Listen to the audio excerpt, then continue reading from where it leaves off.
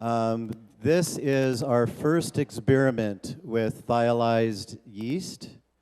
It is a comparison with Omega's regular Mexican lager, brewed as in a split batch with Omega Lunar Crush, which is Omega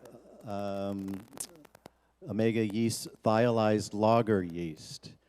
Curt Wittenberg did the brewing on this one. He was unable to join us tonight.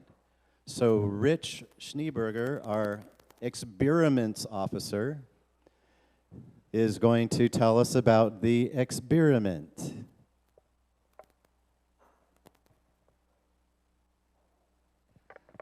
Thank you, Lauren. Yes, I am an appointed officer by the Politburo here, and so we were inspired by some of the recent developments. You have the thiolized one. Yeah. We were inspired by some of the recent developments with new yeast strains, and in particular with Omega Yeast. And they've done some very clever engineering of some of their standard yeast strains. And we're going to hear more about that from Lance, who's going to be speaking to us just after this. But we thought it would be nice to actually share some beers that were made with their yeast.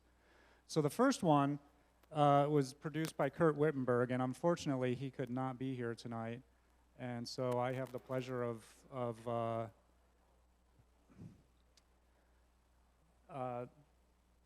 that one's Mexican lager, and the ones in the silver growler things are the other ones. So this time we're just going to be completely transparent about which one's which, because I think that will make things go a little bit easier on everybody. This was Curt's experiment, and again, we'll hear more about what a thiolized strain is, but essentially it's a strain that's able to release certain aroma compounds.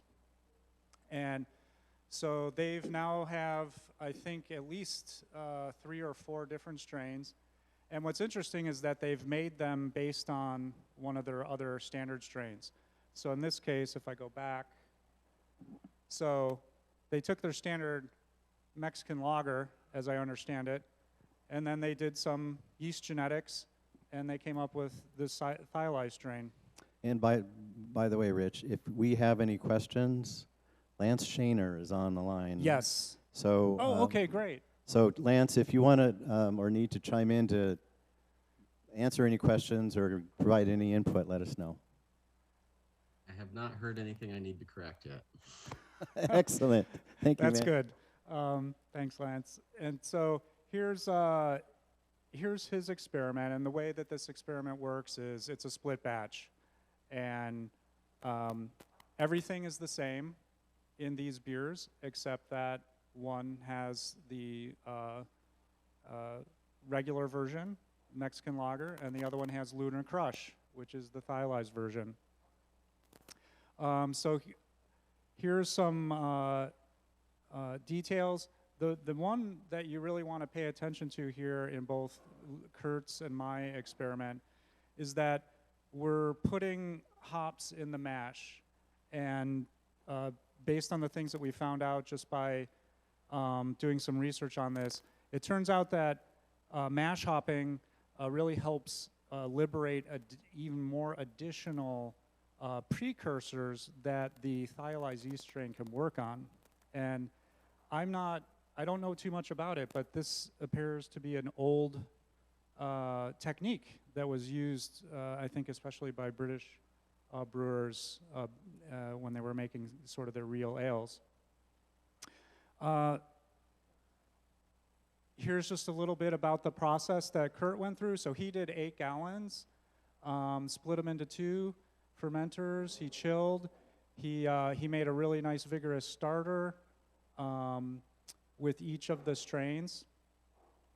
And he fermented 51, 10 days, let it do a diacetyl rest, let it rise to 68. he got a final gravity here. You know, we both checked these gravities, and they're very, very close. And here's a picture. We were sitting out on his back porch actually last Friday testing our beers before we were going to share them with you. So he did cold crash over 2 days. He used some gelatin to clarify. And then it's a pretty rapid beer, right? So it's just a week in the keg in the fridge. And so let's see, is that? Okay, so that is the experiment, and I just be curious if there's any comments about those two beers. Andy?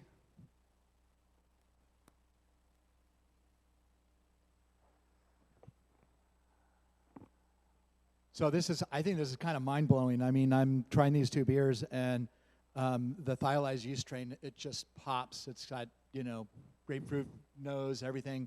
I mean, you didn't need to tell us which one was which. It's pretty obvious. But it's almost like for a Mexican lager, it's almost too much for that. I wouldn't like, but it's starting to get closer to like a IPA or something like that. But it's I think the experiment is telling you what you can do now with this with this yeast strain, and it really brings it out. So, and kudos to Curt also because both beers are so good. I mean, it's really easy for us to go and on this experiment to really look at the difference between the yeast strain, because he did such a good job brewing it. Yeah, he did a fantastic job. And the other thing I wanted to mention here is, there's 4 ounces of Saaz. And there's the reason why we chose these, and maybe Lance will touch on this, is there's a few hops where people have looked at them to see if they have a lot of these thiol precursors. And it turns out that Saaz is one of them. So in the next experiment, we are going to compare. Are there any other questions at this point, or? But again, Lance is going to tell us a lot more about these strains. A lot. Looking Okay, forward to it. And thank you so much, Curt. And now we're going to move on to doing. It's actually, I'm not sure I would call it a West Coast, but it's American IPA style, brewed with. If I could get a little hand with pouring these.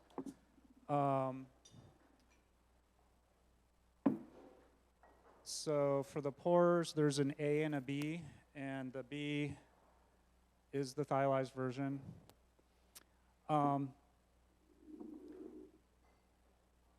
So this one's, they have these great names. So, we have Lunar Crush for the previous one, and they have this one called Star Party, which is pretty awesome. And Curt picked up on that right away because he's a stargazer. He likes to go out, and he likes to go to star parties where people just hang out and watch the stars. So this is essentially a Chico strain, I believe, and one of their earliest ones. You can almost tell by the numbers there. And then this is a derivative of that strain that is now been tweaked to be able to take advantage of these thiol precursors. So same setup here, everything's the same there. The one thing that is different here is that I did a smaller brew size. Here's, the particulars on it. Initially, I thought the final gravity, was predicting to come out to be like 1.014. It dried out a little bit more, but potentially that might be because I split it into two 2.5 gallon batches. This is the grain bill. I've used this before for other IPA, American IPA styles. In this case, I used Cascade in the mash, and it was a 45-minute mash, 2 ounces, and Calypso. Again, these 2 hops have been noted by people to have a lot of these thiols. And I would like to tell you that I've seen a range of things on the different forums. Very hard to understand, like, at this point, how much one should use, how long you should mash it for, things like that. I have a feeling you can, the difference is probably even more pronounced than the last one. I did put a little bit of Calypso into the boil to get some additional bitterness, and I used a ½ ounce of cryo cascade in each of these during the fermentation for a dry hop. So in this one, I just wanted to show you, so I used little hop sacks in my mash. So this one's got one of the hops, the Cascade, and this one's got the Calypso. I did this with a batch sparge. I wanted it to ferment down pretty well, so I did it at a fairly low infusion temperature. What I did here in my experiment was I ran off all the beer into a bucket, and then I oxygenated it all together, and then I alternated sort of 1.5 gallons or so at a time into these two Monster fermenters. So this is kind of the setup that I've now kind of locking in on for my own personal experiments. And I pitched directly, so there was no starter, and we didn't need one because they just took off really fast. They were both close. The ABV is somewhere around 7.4, and again, tasting these beers. So curious to see, I mean, no one needs a triangle test or anything else to ever tell the difference between these two beers, right? Yeah, we were given an A and a B. I haven't tasted them yet, but are we supposed to know what they are before tasting them? Yeah, you can if you want, or you know, if you taste don't it. know yet, then just give it a try. But You I won't- tell us. Yeah.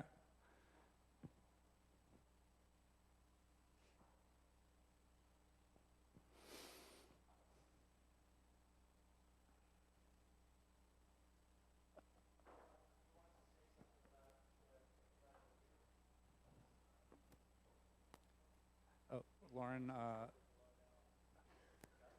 Yeah. It's like, So what I've noticed is that in both of these, there's a very distinct difference in the aroma. And the aroma for the thiolized yeast is not as pleasant, in my opinion, as what I got in the others. The first beers that we did, the non-thiolized tasted and smelled much more like a Mexican lager. In this situation, I'm getting that same aroma in the thiolized yeast that I would not expect in this beer. I think the second one that was poured was the thiolized, yeah. and to me it's got this aroma that just doesn't play with what I'm expecting for the style of beer. Yeah. Yeah, and one thing I'd like to point out is that this is truly an experiment. So going into it not knowing like how much you could put in, you know, sort of brewing directly to style for this kind of thing isn't really potentially very easy to do.